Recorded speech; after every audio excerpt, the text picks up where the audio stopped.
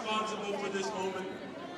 And I'd like to thank and take a second to thank those individuals. You know, but first, I want to make sure that I say this.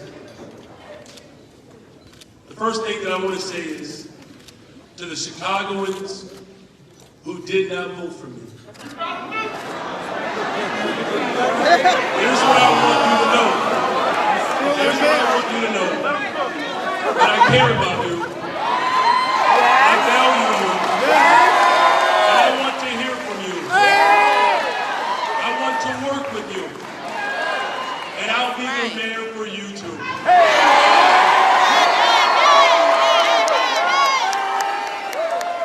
Because this campaign has always been about building a better, stronger, safer Chicago for all the people of Chicago.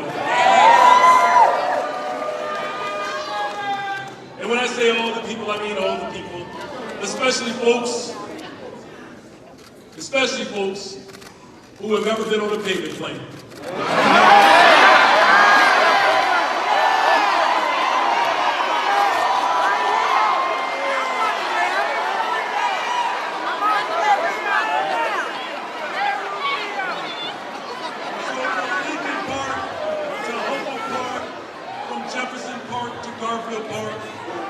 There are so many people that made this possible. Of course, I want to thank my God.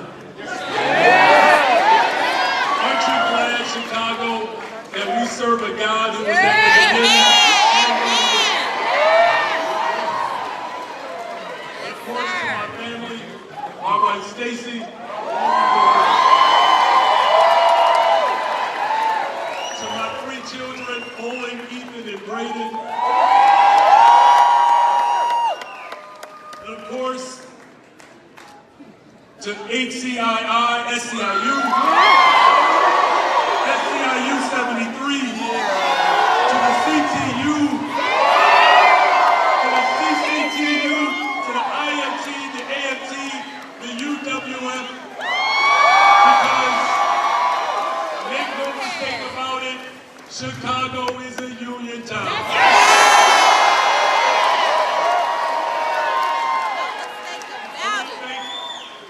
President Tony Preckwinkle, the Attorney General, Raul, Congresswoman Delia Ramirez, Congresswoman Jan Chakowski, Congressman Jonathan Jackson, and then of course the Congressman Danny K. Davis. But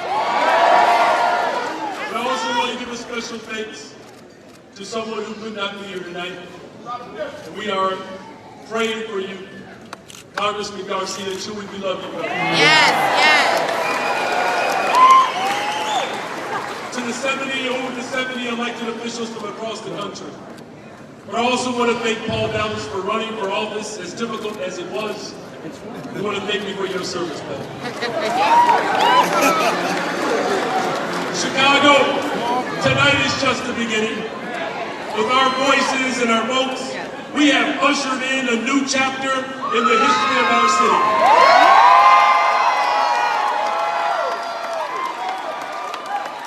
The truth is, the people have always worked for Chicago. Whether you wake up early to open the doors of your businesses, or teach middle school, or wear a badge to protect our streets, or nurse patients in need, or provide child care services, you have always worked for this city. And now Chicago will begin to work for its people, all the people. Because tonight is a gateway to a new future for our city. A city where you can thrive regardless of who you love or how much money you have in your bank account. A city that's truly safer for everyone by investing in what actually works to prevent crime.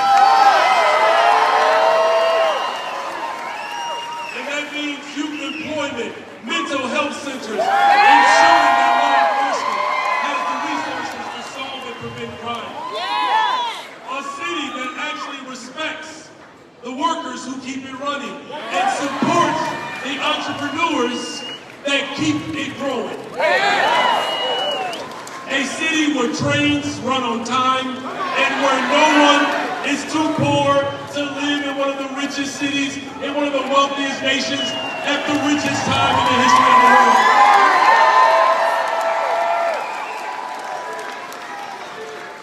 A city where public schools have the resources to meet the needs of every child across this city.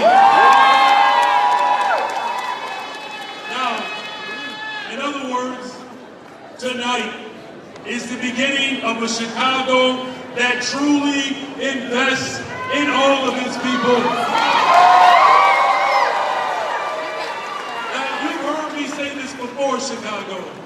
Well, you're going to keep hearing it because the heart of this movement has always been about investing in people. I'll be honest, this is personal for me. Investing in people is at the heart of this campaign because I've seen what disinvestment looks like. I grew up in a household with 10 of us, and if it weren't for Andrew and Jean, we wouldn't be here today. A home with 1 bathroom and 4 sisters. Let me tell you, you learn to negotiate early in life. Always ally with your sisters. But it wasn't always easy for us. My father worked 2 or 3 jobs just to make sure life was a little better for us. But I know what it's like to come home and your water's not on. I know what it's like to come home and thank God for a long orange extension cord from your window to the neighbor's window. I also know what it's like to teach in Cabrini Green, where my students can see one of the wealthiest neighborhoods from their back window, but out of their front windows, bulldozers staring them down, preparing to destroy their public housing. I know what I'm talking about when people rely upon public transportation, and because it is not reliable, people have lost their jobs because of an unreliable, unsafe transportation system. So when I talk about investing in people, I know what I'm talking about.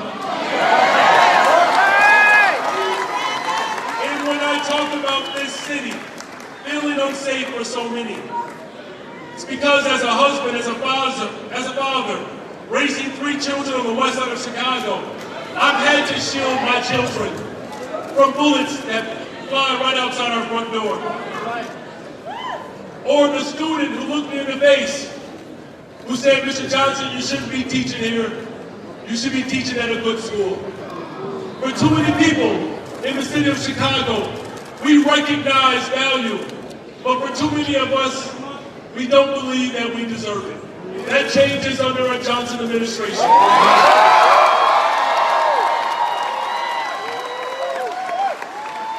Because there's more than enough for everybody.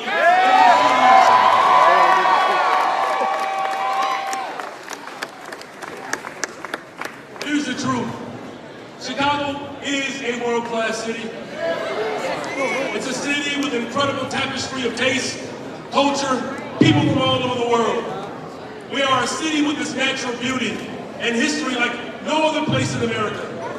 And we are a city that has been the conscience of the nation time and time and time again. Because it is here in the city of Chicago that Harold Washington and Jesus Chuy Garcia and Rudy Lozano built the Black and Brown Coalition to make room for us today. It's here in the city of Chicago that legendary figures like Jane Addams taught us to educate the whole child. Marion Stamps, the mother of Cabrini Green, who fought to organize for housing justice. Here in Chicago, where Margaret Burroughs left her incredible mark on art, the culture, the schools, for the whole nation to witness.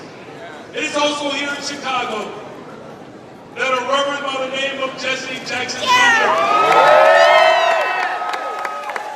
whose support and counsel I still rely upon today, Reverend Jesse Jackson told us that we can keep hope alive. It was right here in the city of Chicago that Martin Luther King Jr. organized for justice, dreaming that one day that the civil rights movement and the labor rights movement will come together. Well, Reverend Martin Luther King Jr., the civil rights movement and the labor rights movement has finally collided.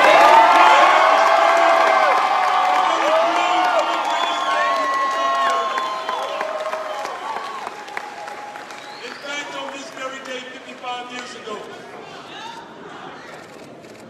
the king stood on the balcony.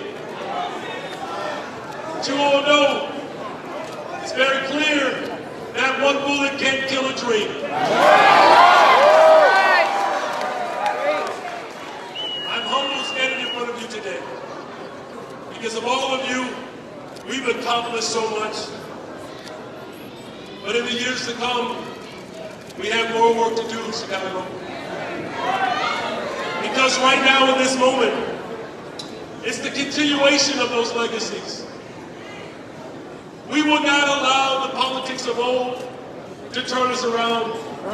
We are building a better, stronger, safer Chicago. We're doing it together. It's a multicultural, multi-generational movement that has literally captured the imagination of not just the city of Chicago, but the rest of the world.